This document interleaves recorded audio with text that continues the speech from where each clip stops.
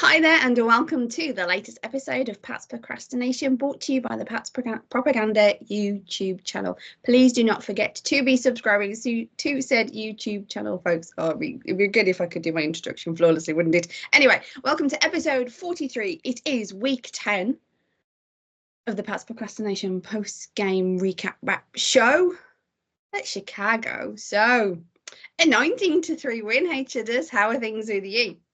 Everything's okay with me, thank you. I thought we'd have a really bouncy, happy Claire today on a Victory Tuesday, should we say?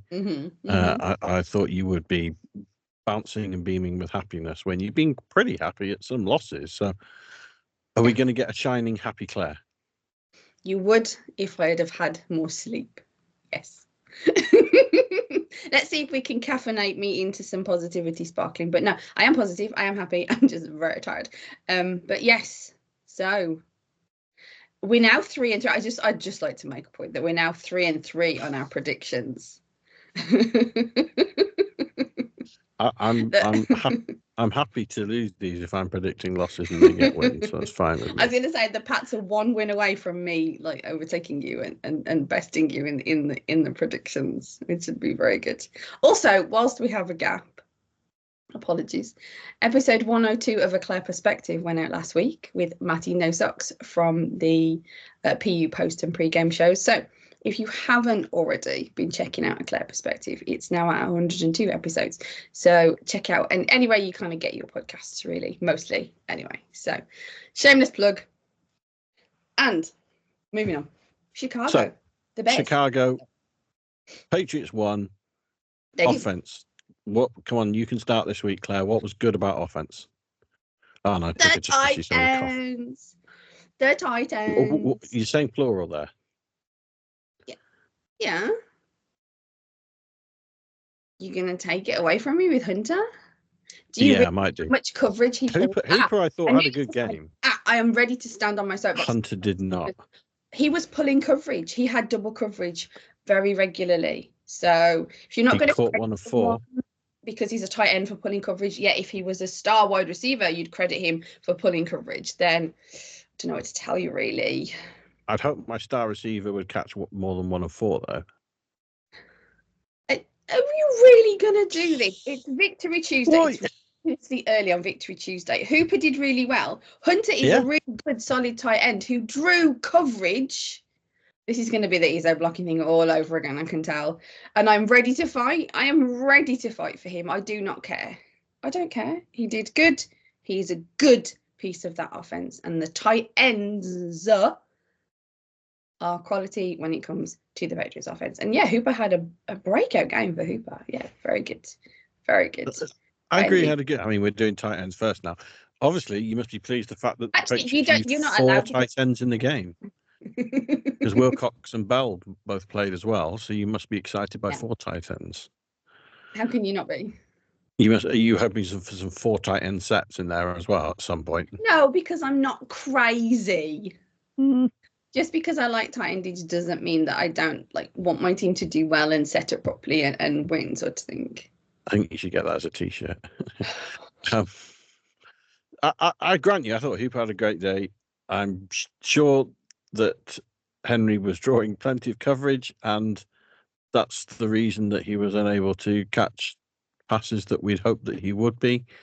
And then he had a fantastic day. This is what I mean by negativity. One of his not so great days. You've got to do something to bring it down. I'm not saying, but you are. I'm you're throwing him on a bad now. list. I'm not putting him on a really bad list, but I just didn't think it was one of his better days. That's all. I never said it was one of his better days. Putting words in my mouth. I said that the tight ends were good. I don't think they were, but anyway. Just stick your fingers in the pie of negativity and just squish and love it, don't you? Oh my just keep it in the pie of positivity. Never bring them out, no matter what happens, no matter how cold the pie is. No, I still really people don't want this argument again. I mean, they've seen it a lot of times, and it will go on a lot of times just because. So what was the good about the offense for you that's not tight end? The run game was much better. Mm-hmm. Yes, it was. I even thought the O-line was better as well. Not phenomenal, better. grading on a score of the O-line performances this season, I thought that was one of their better games. You're not so sure? Yeah. I wouldn't say, I don't know if it was one of their better games, but you know how bad my memory is. The better game was the Jets game. They had a better game then, didn't they? They'd had some consistency by then. So again, I think they switched it up a little bit this game. They weren't the same combination that they had been. I think the best that they performed was then. I may be wrong. We all know that it's ridiculously early. I'm ridiculously tired, and my memory is ridiculously bad. So there you go. It's multiple ridiculousness for the Tuesday. Butte, I thought had a good game. He's continuing. Booty. Yeah, he's Booty. Booty. He's becoming a reliable piece. I'm not going to say he's a star piece. He's catching 4-5 balls a week, which at the moment is pretty good considering the Patriots offense. I think he's coming into his own a bit. It's the season I'd hoped he was going to have, more of a sort of a bounce back season. I think he's doing a little bit better overall. Whilst I thought the O-line was slightly better, the run game was slightly better. Like you say, Hooper was certainly the better tight end. It was just, but the overall thinking was this almost felt like an opposites game, in as much as the previous 2-3 weeks we've been saying, well, Drake May looks good. The rest of the offense, the defense, they're playing bad. Whereas this time we felt like, well, the defense I thought played very well. We'll get on to it in more detail shortly. Apologies if you can hear a yapping dog in the background. The defense played well. The O-line played better. The run game was more effective, but I thought Drake May dropped off. And I just made note. Any chance all the components could be working in harmony for 1 week, that we could just get everything working well? And you have just flicked. Yeah, we get yin and yang. You've just flicked the thing that irritates. He didn't have his best game, but he's a rookie on his 5th start. Can we not negatize him now? Give him a chance. Why? I'm giving him a chance. God. I'm not saying get rid of him. I'm not saying he's not the future franchise quarterback, but I don't have to gush over him every week, no matter what he does. I think he never said gush. Why do you go from that to that? Why isn't there anything in the middle with when it comes to what I say? I'm not saying gush over him. It's just, he threw an interception. He didn't have his best game. I think he was lucky not to have thrown about 2 or 3, 4 more interceptions. I didn't think he had a good passing game. I thought it was one of his poorer days. What's wrong with saying that, Claire? Nothing. That's fine. You disagree? You think he had a good game? No, I think he had a good game for a rookie quarterback dealing with what he's dealing with. Now, I can't be dealing with any. But normal weeks, I'd say, that's fair enough. If his O-line was breaking down, if his run game wasn't efficient, and his game broke down, I'd say, God, he's got no support around him. But this was a game where the defense turned up, where the O-line was playing marginally better. You had an effective run game. He actually, in this game, he almost didn't have those excuses that he'd had the other weeks. So that's why it felt slightly more disappointing that he wasn't able to take advantage of that. I agree. He's young. This isn't me writing him off, dipping him in the bin, just commenting on that. This was probably his poorest game out of was it 4 or 5 now? That this was probably his poorest. But that's a sample size of 4 or 5. This isn't, this isn't the end of his career in any way, shape, or form. I just think it's fair to say, he had a bit of an off day. And I think he was quite lucky. Okay. What are those faces? It's not quite what you said initially, but okay. So is that your bad on the offense? Is Drake May? Yes. The other of the day of the play that happened, those are my negatives. The other talking point, I think, is the receivers, in as much as apparently Bourne was told he wasn't going to see much play. He didn't receive any targets. I don't think he got on the field at all. Osborne only had one target, who were kind of the non-rookies, if you like, I guess, in this, depending how you want to view like Douglas and Butte in that mix, who are sophomores now. Yeah. But they were told, hey, we're going to give the youngsters a chance. Yeah. But Baker didn't see any targets. Polk only saw one target, which admittedly for him, he actually managed to catch this week. 2 yards for a touchdown. But it seems a strange situation going on there, that you're saying, right, we're going to give the youngsters a chance, but they didn't actually get much of a chance. And now you're possibly marginalizing your more experienced receivers. I don't know. I'm just, I feel like there's something going on there. I'm not entirely happy with that whole situation, really. Did they all get open though? I've only watched it once, so I can't really be persnickety about it. You're saying they're not targeted, but if they're not open, are they gonna, why would you throw to a guy that's not on his route? Or you're blaming the coaching, but should we be blaming the wide receivers still? It's not even necessary. I mean, the blaming the coaching and possibly how it's being handled. You could potentially even blame the quarterback if they're not making the targets, like you said. If they're blanketed and he's not throwing to them, that's a good decision. Yeah. But then why are you not able to find schemes to get them open? I'm just worried that they're not developing their new receivers. If that pattern continued, then at the end of the season, how are you going to be able to evaluate Polk and Baker? If you are, it's going to be negatively. We started the season, we wanted to know, do we have a quarterback? I think we're all in agreement we got a quarterback. Now we need to be assessing the rest of our draft picks, the rest of the roster, and they don't appear to have done that much. Or if they have, then the answer is negative, because if, like you're saying, they're not getting open, they're not finding space, then that's a negative. While you're still on the negatives, then do the defense bad, so then we can end upon some more positive. To be fair, I don't really have any bads for the defense. The only comment I put in the bad column was, strangely, almost felt sorry for Caleb Williams. He was just getting destroyed on every play. I think he was holding on the ball too long, but I thought the Patriots had a very good game on defense. I didn't have any negatives written down for them. Did you? No, I didn't. My bad defense column is empty, actually. And yeah, so what was good on I defense? guess that's a negative that's connected to the defense, but it isn't actually bad to do with the defense. The negative is that there's a Dietrich Wise injury that I'm now concerned about, because that's the one thing that they don't need, is to lose anyone else. I mean, they went into the game, I think I messaged you, it was Ellis was an inactive, and it's like, you're losing pieces that you need.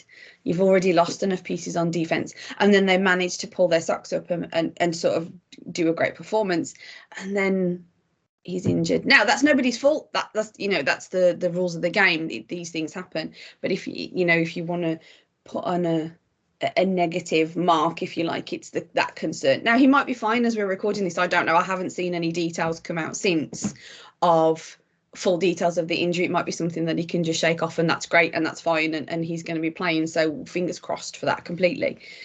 It's just that concerns me, is they don't have enough to lose anything right now when it comes to that. So, but yeah, good on defense. Now I want to ask you, I have a good on defense. I want to ask you, which column are you putting this in? Are you putting him in defense, or are you putting him in special teams? Because he's technically a special teamer, but he did great in his one sack, in the likes of Schooler, who I think he looks like, those wind-up toys years ago. I don't know if anybody's watching this is old enough, actually. You're a bit of a wind-up toy sometimes, but yeah, go on.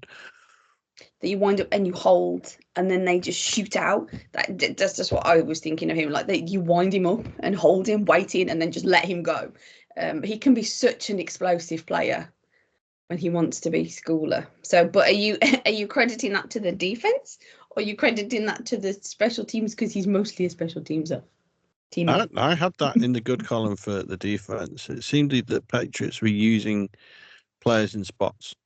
And like you say, with the injuries, with the absentees, it seems that they are trying to think outside the box, and they're trying to think, right, okay, what can we do with what we do have, rather than bemoaning what we don't have. It was interesting ring course. I think it's very much helped again by incredibly poor offensive line play by the Bears. And personally, I don't think Walden and Eberflus are great coaches either, and they're not helping Williams and the Bears either at all. But the Patriots obviously were just able to get pressure all day long. 9 sacks, 7 different players. It just showed that they were scheming things up. They were spinning the dial. They were getting pressures here, there, and everywhere. And I thought it was very good. It was good run defense. It was good coverage. It was just generally a very good defensive performance. I think 142 yards of offense. When you hold a team to that over 4 quarters, I think that's a very good day. There was some shorter fields there with one of the returns, I think, on punt, but and from starting position from the kickoff as well, which we can get to in a minute. But I thought, no, it was a very good day. As you said, 9 sacks. Sorry, my voice is going up. 9 sacks. White played 90% of the snaps. Excuse me. They held them to something like 73 rushing yards. It's when you just look at the stats. Not that we ever do, because we like to eyeball test it, obviously, because numbers are numbers. But yeah, definitely they definitely had a good day. Yeah, and I'll shout out again. I liked using school that. I want to see that again. Sorry to interrupt you. I hadn't quite finished it. Yeah, I would. You keep going. They set the edge. They actually set the edge, even though they're limited on edge guys. So yeah, sorry. Go on. Moving it along. Well, I was going to say, Yanni Tavai had another good game. 8 tackles, 1 sack, tackle for loss, QB hit, pass defense, pass breakup. He had a very good day. He had a productive day. He's again stepping up in that linebacker role with some absentees. He's looking good. Agreed. I like these guys on defense. I hope that we end up sticking around a lot of these guys. I really do. So special teams. What are your notes there then? I think I've got any. I mean, I know that there was that bad kickoff by Sly that he forced the penalty, which wasn't good. But then he got the field goal with the super duper windy, so it's like 6 of one, half a dozen of the other, really. So yeah, I still give the special teams a thumbs up for their performance because it was super windy. So no, you disagree? That's a shocker. I'm not giving them a bad. It was obviously there was another good return from Jones. There was the kickoff error. There was at least one good return for the Bears. There was when Barringer again outkicked his coverage. There was also I don't know. I think Barringer is still either kicking it far too long, or last week he was shanking everything. I feel like he just needs to get a bit of consistency, which he wasn't really bad. But I don't know. I'm not feeling wholly confident when the Patriots are having to drop back to punt at the moment. That they're either going to hoof it too long, and he did kick some straight into the end zone that didn't even have a chance of. And maybe that's what he was asked to do. He's got a big boot. Maybe they just said, just punt this straight out. He's got a big boot. He just needs to not be kicking it long. He doesn't have to. He's got this record now of how many games in a row he's now kicked longer than 50 yards or something. He's got a massive foot. He just needs to be being a bit more precise about his hang time and distance rather than always purely just going for distance. So I gave them a kind of a straight meh. Like you said, they made all 4 field goals they needed. That was good. I didn't think there were any that were, whilst it was windy, there weren't any that it was, you were massively having to account for the wind. It's not like he was kicking direct left so it would fly back right. He kicked them straight and they went straight pretty much because of the way the wind was blowing, but he made his kicks. It was a difference in the game to make sure you got the points up there and you kept the pressure on, you kept a comfortable lead. I thought there was one that was really windy and the direction had really changed, but I can't remember if it was a field goal or an extra point. But I think there was one that I thought was quite. You're sitting there going, I know it was blowing, sort of thing. I know it was blowing, but it felt like it was straight up and down the field wind more than it was blowing miles sideways, as sometimes you see, and you have to massively. I'm potentially misremembering and getting that wrong. That could be on me. So who's your underrated player then? I was going to go Stevenson because I was starting to be slightly concerned with his play this season after I'd given him a contract. And I appreciate it wasn't all down to him. There was poor offensive line play, but he was meant to be the one weapon we could rely on this year, and he wasn't getting anywhere near the yards that we needed from him. But he had a much better game, 20 carries for 74, and one pass reception as well. It was a much better game from him. I thought I was pleased that he was showing his pedigree a bit more. Hopefully he can be, if he could put up that stat line every week, and that's not a mammoth stat line for running backs who now can easily, the juggernauts of the league are easily going for 100 yards every week. But if he could put up that sort of stat line every week, that sort of impact, then I think that can really help Drake May in the passing offense.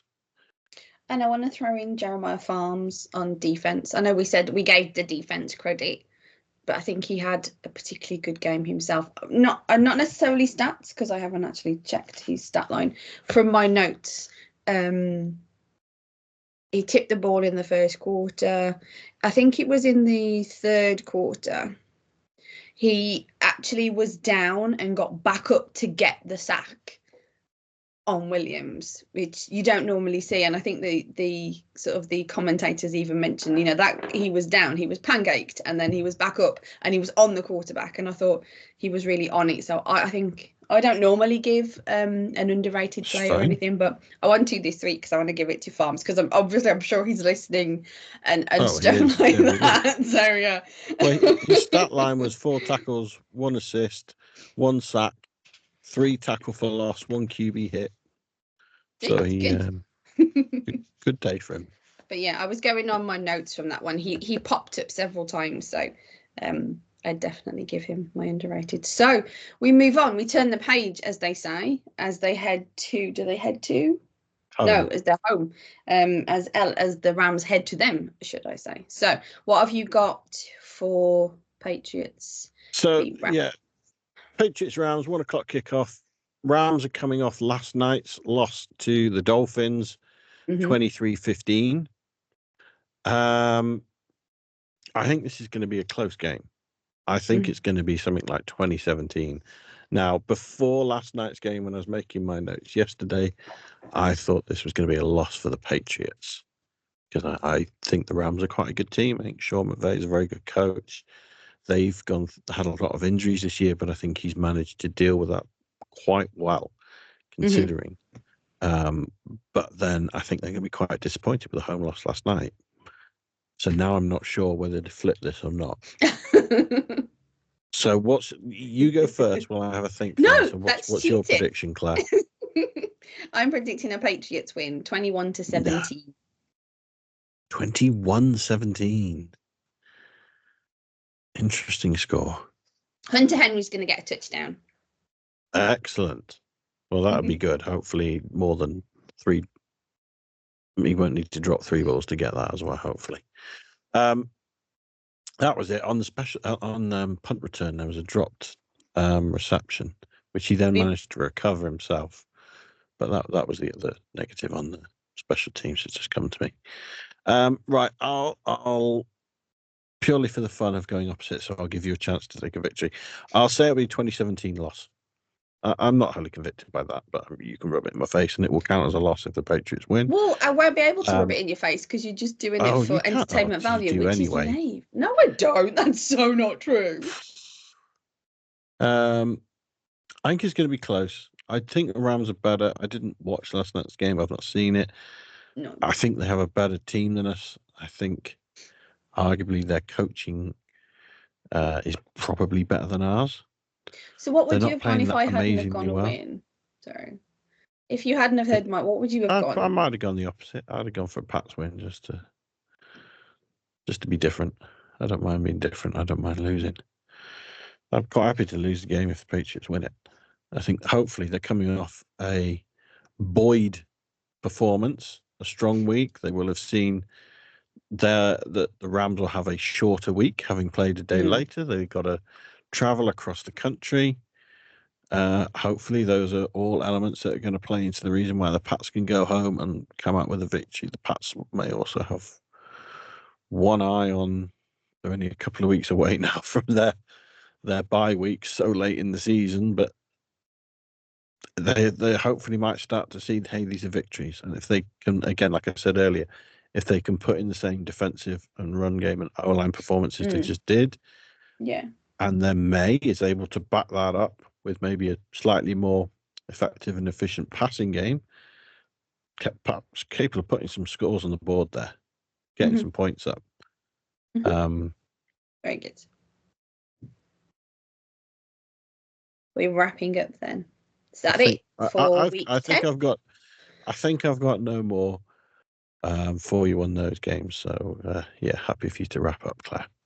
Marvellous. So that is it for episode 43, week 10 of Pat's Procrastination, brought to you by the Pat's Propaganda YouTube channel. He has been Chudders. I have been Clazzy Clare. Tune in next time, folks. And as always, go Pats. LFG.